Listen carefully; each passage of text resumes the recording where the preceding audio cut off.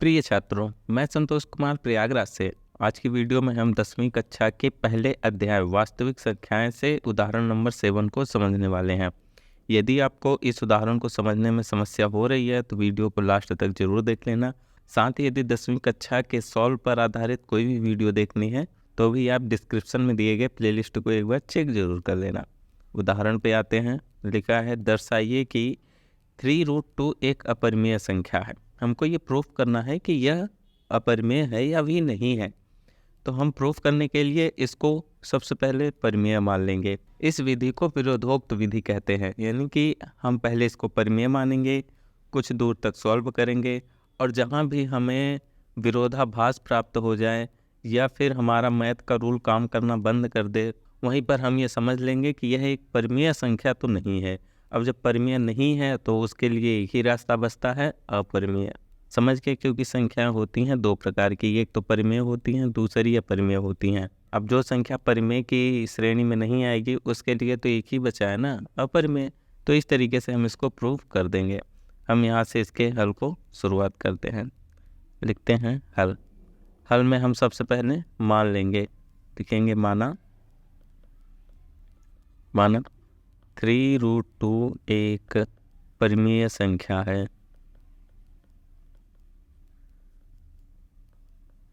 परिमेय संख्या है।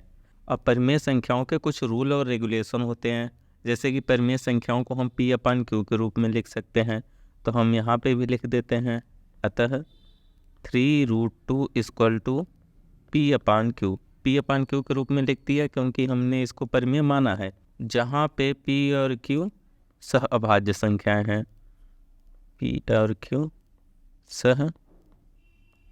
सहअभाज्य हैं, सहभाज्य संख्याएं हैं। संख्याएं के लिए जगह नहीं बची, फिर भी आप तो समझदार हो ही। और Q0 = 0। यदि आप हमारी पुरानी वीडियो देखते आ रहे हो तो आपको पता रहेगा कि ये सहभाज्य संख्या किसे कहते हैं। अब आगे सॉल्व करने के लिए हम इस पूरे नंबर में एक अपरिमेय संख्या खोजेंगे, जिसको हमने पहले ही अपरिमेय प्रूफ कर दिया है। तो यदि आपको याद हो तो हमने √2 को पहले ही अपरिमेय प्रूफ कर दिया है। कौन से प्रमेय 1.3 है, आई थिंक, शायद देख लेना।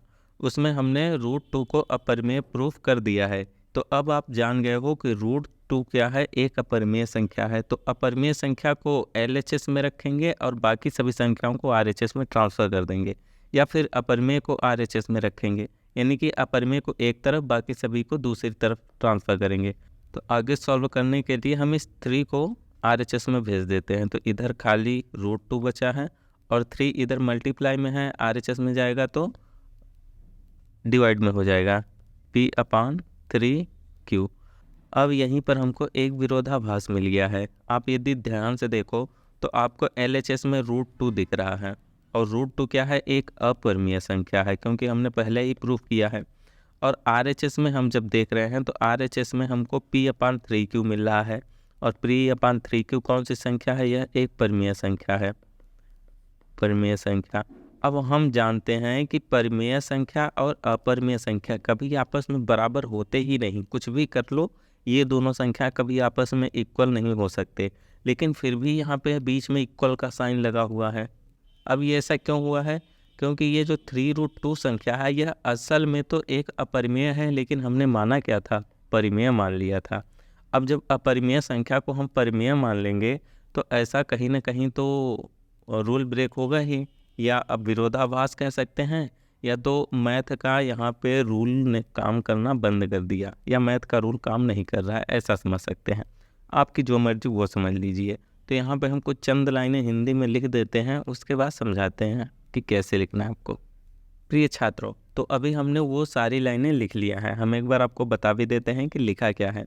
बेशक वही चीज़ें लिखी हैं जो अभी हम आपको बता रहे थे। हम जानते हैं कि LHS में √2 एक अपरिमेय संख्या है, जो कि आपको दिख रहा है। LHS में यह √2 है, अपरिमेय है।